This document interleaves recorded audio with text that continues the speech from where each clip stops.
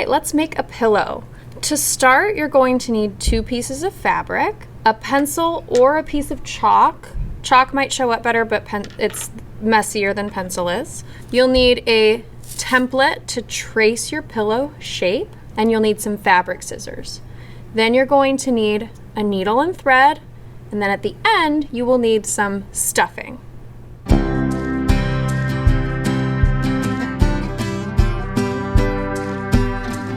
So first, I need to cut both pieces of fabric to the shape of my pillow, which is going to be a square. Since I'm using a square and my fabric is square, I'm going to line my template up with the sides, with the edges of my fabric to make sure I waste as little fabric as possible. And I'm going to hold it steady and just trace gently with my pencil.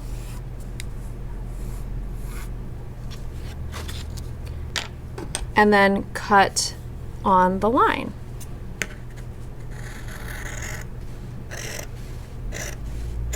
You should cut nice and slow and careful so you don't have a jagged cut line. It's going to make your life a lot easier.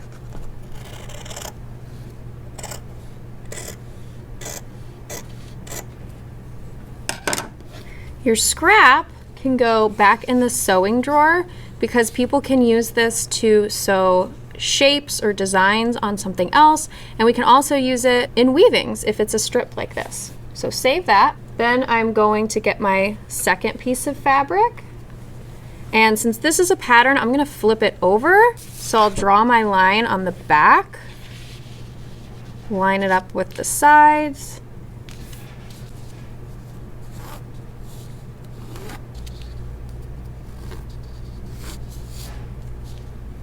Now I'm done with my template, and I'm done with my pencil, and I will cut this out.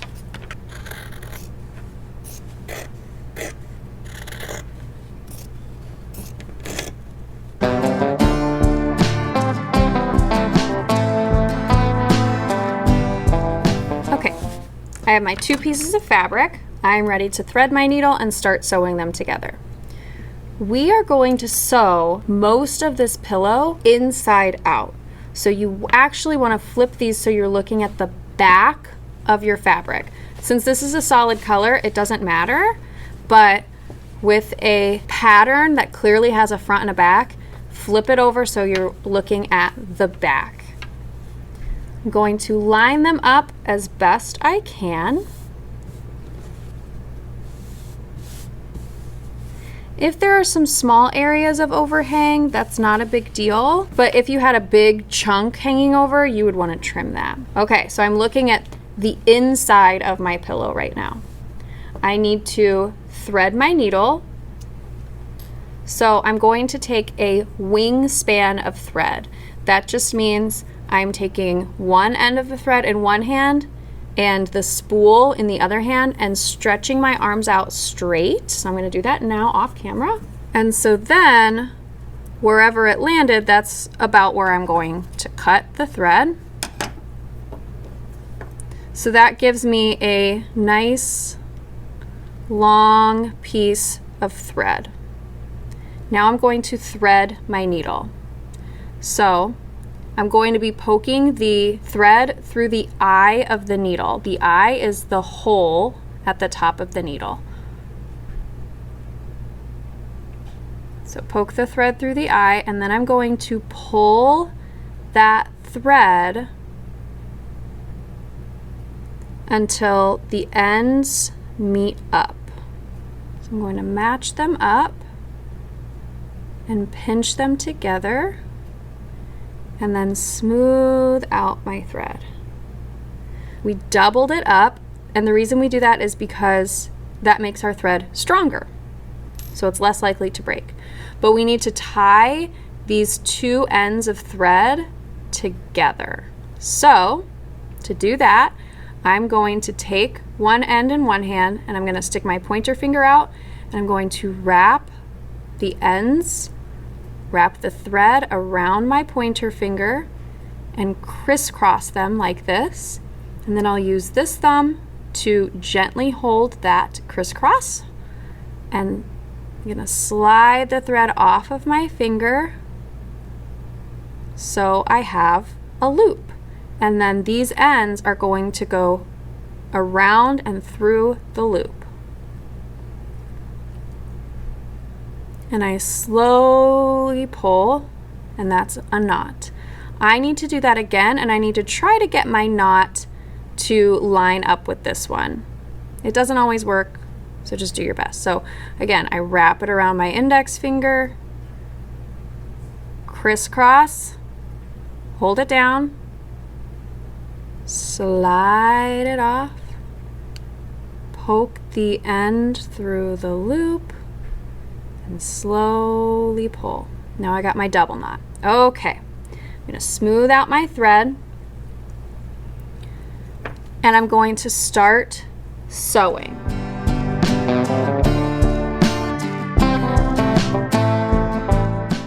You might want a teacher to make some dots for you so you know where to poke your thread through. So I will do that so you can see how to do it.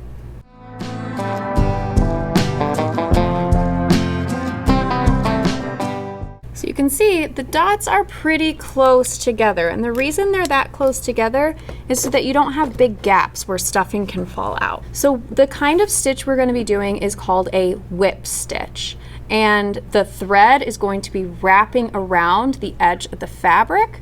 And I'm not sure if this is the reason it's called a whip stitch, because it looks like it's whipping around, but that's how I remember it. So the first stitch I do, I need to do a little bit differently than the rest of my stitches, and it's called locking in my stitch. And that's just going to help it not get unraveled. So I'm going to make sure my both layers of fabric are lined up nicely, and I'm going to poke my needle through this first dot, or just near the corner if you're not using dots. And I'm going to pull slowly, that way my thread doesn't get tangled. And if you end up with like a loop, then what I do is I will gently tug on one string at a time and then pull it. Okay. So I pulled until my knot touches the fabric, and now I'm going to make sure my string is out of the way and poke through the next dot. So you can see I'm poking through the same side every time.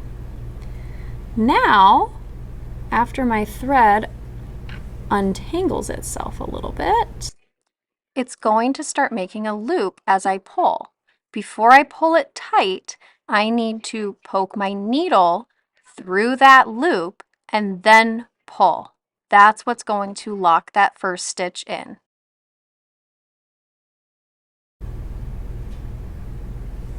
And if your thread starts to look like it's going to get tangled, just smooth it out, and it usually becomes untangled before it becomes a problem. Sometimes it just becomes a problem anyway, and then you'll need help from a teacher.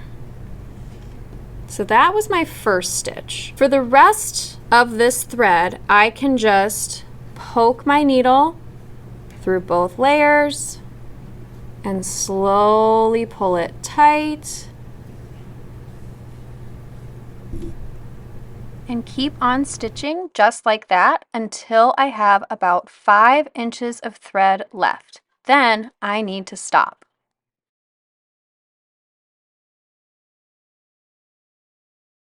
As you are sewing, it's a good idea to use one hand to hold your fabric down and manage your thread so it doesn't start to get tangled.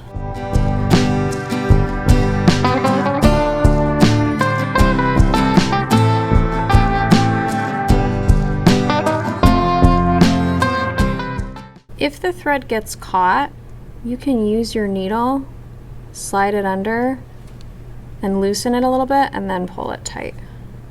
Not a big deal.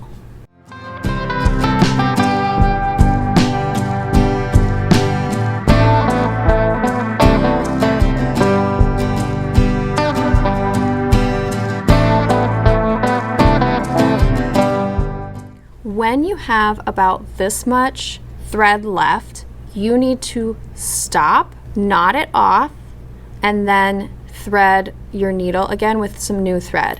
It doesn't matter if you're in the middle of your row, if you made it to the corner, it doesn't matter where you are. When you have about this much left, you have to stop and tie a knot. So here's how I knot my thread so that it doesn't come unraveled. If you don't tie a knot, then all of this work will be for nothing, because as soon as you start to tug on this fabric, it's going to all come unraveled. So here's how I do it. I slide my needle just underneath a couple threads of the fabric, like that. Just the first layer, it doesn't have to be through both layers. And then this loop that it makes, before I pull this tight, I'm going to poke my needle through the loop and pull it tight. Then I'm going to do that again. So I'll slide my needle through a couple threads of fabric, pull it till it starts to make a loop, and then poke my needle through the loop and pull it tight. I like to do it 3 times. 2 times might be plenty, but just for my own peace of mind, we'll just do it a 3rd time.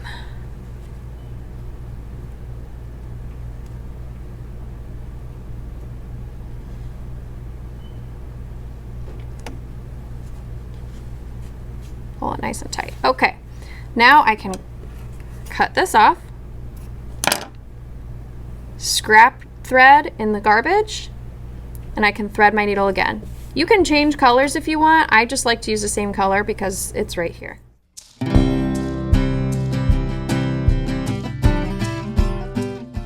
Another wingspan. Thread the needle. Match up your ends. Tie them together.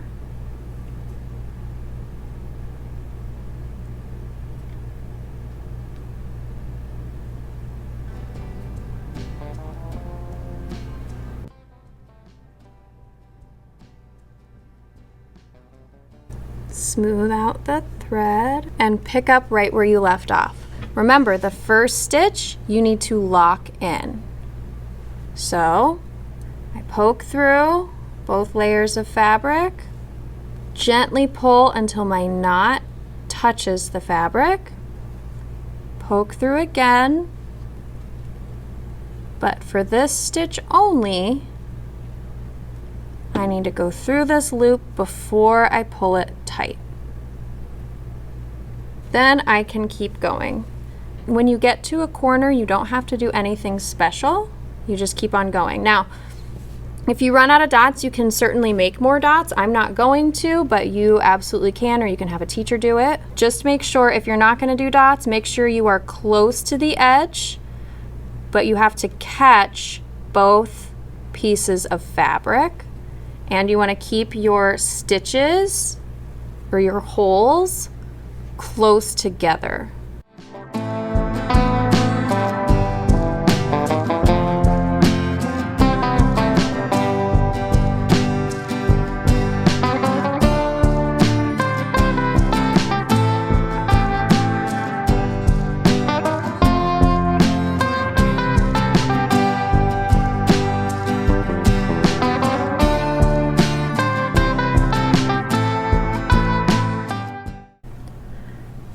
I have reached just about the end of my thread again, so I need to knot it so it doesn't come unraveled. So I catch a few threads of the fabric. You can also go under your last stitch if you want. Or you could do both. We'll do that. And then I poke my needle through the loop, pull it tight. Number 2. Number 3. Again, that's probably overkill, but I'd rather it be nice and tight. and not have to worry about it.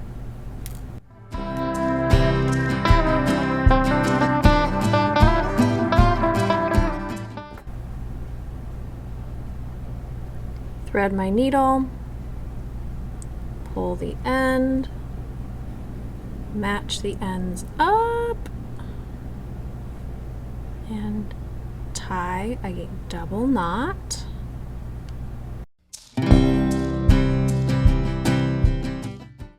Okay, smooth it all out and keep on going.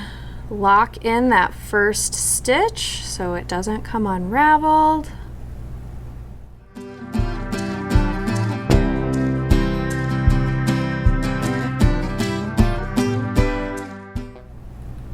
And then I can do my regular whip stitch. And I'm going to keep going until I have sewn 3.5 sides of my pillow. Then I need to stop.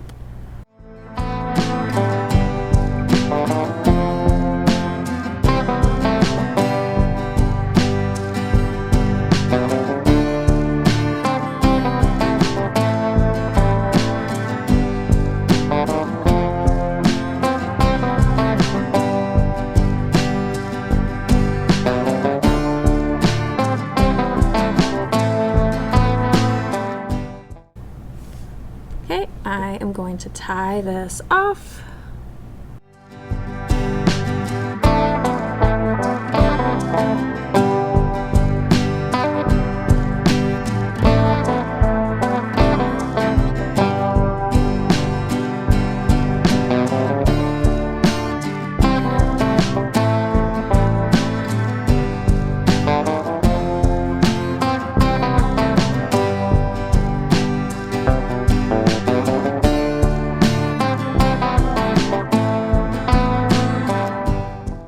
Now, if my thread had made it even just like a little bit farther, even if it wasn't fully halfway, I could still move on to the next step. But this is kind of a big gap, so I want to go until halfway, and then I will show you the next step.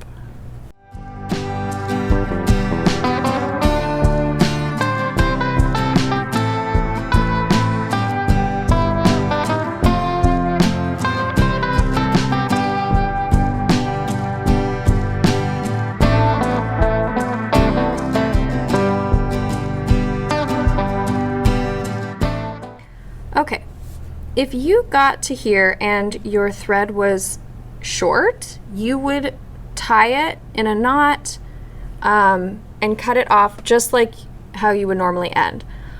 I have a lot of thread left, so I'm gonna leave this attached while I do the next step. That way I can keep using this thread. So I'm going to start gently turning my pillow right side out, because remember, we've been sewing it inside out. This is the inside of our pillow. So we're going to start flipping it right side out gently, because even though we have done a really good job sewing sturdy stitches, it's still thin thread. It could still break if you rip it. Beautiful. So see, but the reason we do that is so we don't see those stitches as much. Okay, now I need to start stuffing my pillow. Take one handful at a time. Don't try and stuff it with all of the stuffing right at once, because again, you could rip your stitches if you are too rough with your pillow. So one handful at a time. Get it down into the corners.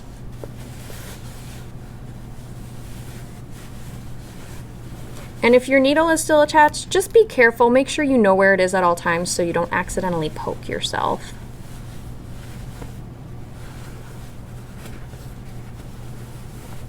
Now, because my thread was still attached and I hadn't tied it off, you see how it's coming undone?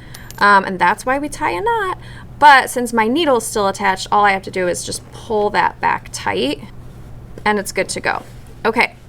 If you had stopped and tied your thread off, you will need to thread your needle again and make a new first stitch where you are locking in that first stitch, and then you are going to continue doing your whip stitch. So that's what I'm doing now, is doing my whip stitch. So you'll need to pinch it and keep it pinched while you are sewing it up. And we are just going to stitch this baby up. Now it's really easy when you're this close to being done to get excited and start making the gaps between your stitches a little bit bigger, but don't do that because the stuffing will come out and your pillow will not be as sturdy as it needs to be. So stay patient.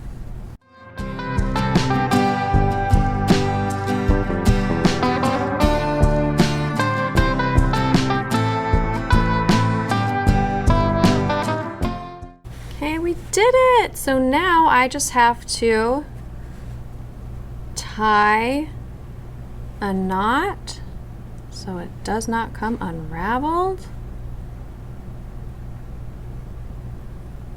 1, 2, and 3, and I'm done!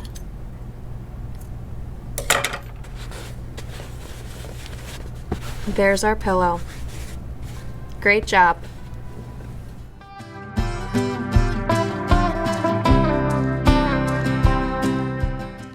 A pillow can make a great gift for someone you love. Maybe someone you love more than anyone else. Maybe someone who's really, really cute and snuggly. And maybe they have horns and a beard. I don't know, I'm just spitballing here. Anyway, I'm gonna take a nap by the fire. Shh.